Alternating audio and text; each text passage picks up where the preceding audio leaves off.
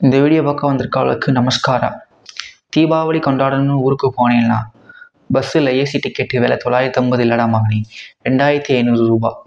உன் போனஸ் காசு நீ போயிட்டு வர்றதுக்குள்ளேயே புஸ்வானமாக போயிடும்.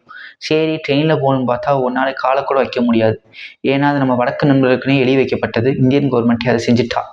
அதனால் உனக்கு வேறு வழியே இல்லாமல் 2500 ரூபா கொடுத்து நீ இப்போ பஸ்ஸில் ஏறினா போரூர் டோல்கேட்டை தாண்டினா தான் உனக்கே தெரியும் நம்ம தீபாவளி முடியறதுக்குள்ளேயாவது வீடு போய் சேர்ந்துருவோமா.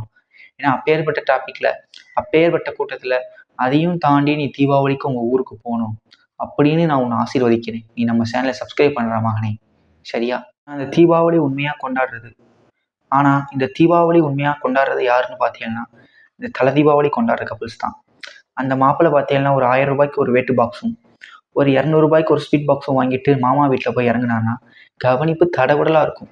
கிராண்டாக வச்சு வாயிலே தள்ளுவாங்க. அதாவது நான் உணவுகளை சொன்னேன். சிறப்பான சாப்பாடு, கல்யாணம் முடிஞ்ச புதுக்கப்பல்னால அப்படியே சும்மா எண்ணெய் தேய்க்கிறது என்ன குளிக்கிறதுன்னு ரொமான்ஸ் வேற அள்ளும். ஆனால் அங்கே இருக்கிற மாமனாருக்கு மட்டும்தான் தெரியும் அவர் வாங்கின போனஸ் 10 நிமிஷம் கூட பத்தலை அப்படின்னு. அப்போ அவர் நினைப்பாரு, இந்த வருஷம் ஜாலியாடுறா மாப்பிள்ள, அடுத்த வருஷம் உன்னை தள்ளுவாங்கல்ல, அப்போ நான் பார்க்குறேன்டா அப்படின்னு. சரி, மகளும் மருமகனும் வந்துட்டாங்களே அப்படின்னு சொல்லிட்டு கடனை வாங்கி தலைவனும் தடப்படலாம் விருந்த போட்டு அனுப்புவார்.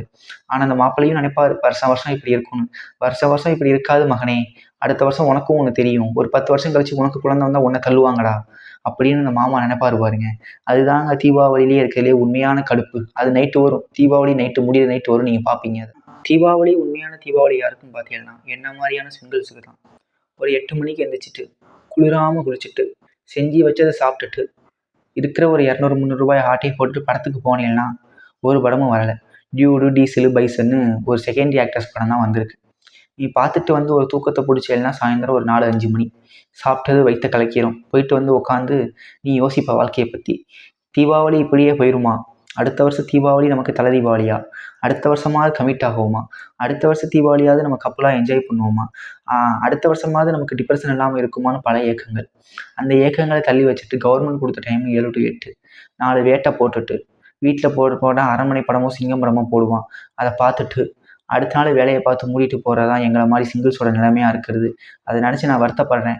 அடுத்த வருடம் உங்களுக்கும் கல்யாணம் ஆகும். இந்த வீடியோ சப்ஸ்கிரைப் பண்ணிடலாம் அப்படின்னு உங்களை நான் மனமாற வாழ்த்துறேன். உங்களை நான் ஆசீர்வதிக்கிறேன். வக்கால் ஒருத்தர் மெசேஜ் பண்ணியிருந்தார், சுவாமிஜி எனக்கு போனஸே 10,000 தான், என் பொண்டாட்டி 12,000 ரூபாய்க்கு சேலை எடுக்கிறான், நான் என்ன பண்ணுறது அப்படின்னு. நான் சொன்னேன், தம்பி ஒன்றும் பிரச்சனை இல்லைப்பா, நீ அடுத்த தீபாவளிக்குள்ளே டைவர்ஸ் பண்ணிவிட்டு எங்கேயாவது போயிரு, பொழைச்சிக்கோ, இல்லைனா நீ வாழ்கிறதே கஷ்டம் அப்படின்னு.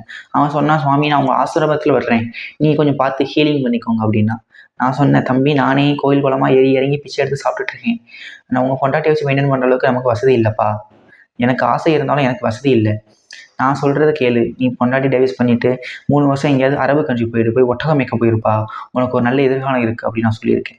அதனால் போனஸ் காசையும் சரி இருக்கிற காசையும் சரி பார்த்து செலவு பண்ணோட கொஞ்சம் சேமிச்சிங்கன்னா அடுத்த தீபாவளியாவது சந்தோஷமாக கொண்டாடலாம் அப்படிங்கிற பல வாழ்க்கையோட அனுபவத்தில் நான் சொல்கிறேன்.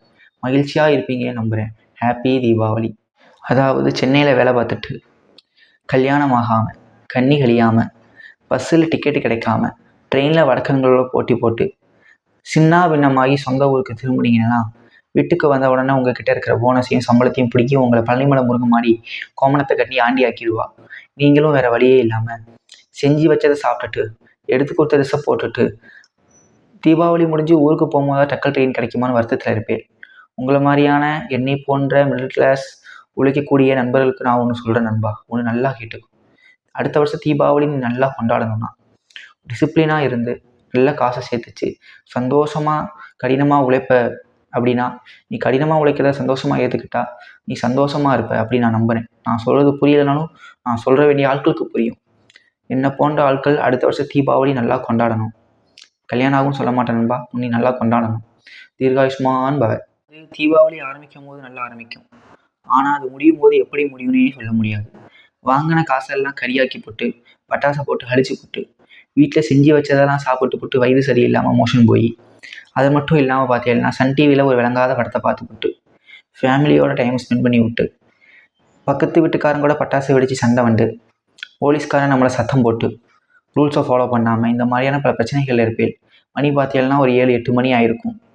தீபாவளி அதுக்குள்ளே முடிஞ்சு போச்சே, நாளைக்கு வேலையை பார்த்து ஓடணுமே அப்படின்னு நினைப்பேன். திரும்பவும் நம்ம அந்த ரியாலிட்டிக்கு திரும்பணுமே, ரொம்ப வருத்தமாக இருக்குதே. காலையில் போனவொடனே மேனேஜர் கேட்பானே கேவலமா, டீச்சர் கேட்குமே எனக்கு கேவலமா, ப்ரொஃபஸர் கேட்பாலே எனக்கு கேவலமா அப்படின்னு நீங்கள் நினைக்கலாம்.